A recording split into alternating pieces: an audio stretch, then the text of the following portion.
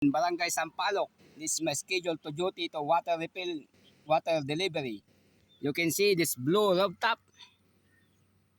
Yeah, the blue rooftop. This is a Renren Gala house.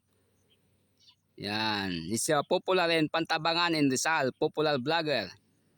You can see, dahil sa kanyang pagsisikap, pagtitinda ng alamang at mangga. Ayan. Very nice location here. Because there the other side and many resort. Palabuan Resort and Balase Resort, Sampaloc Resort, and Tipanan Resort. Yeah. This is very nice place. Also, Barangay Sampaloc, what we call in English is tamarind. It's sour. But all people here have a sweet and hospitality. Yes, you come here and visit here. More people here. It's peacefully. You can see the rice there, very near in the dam. But now the dam is small amount of water.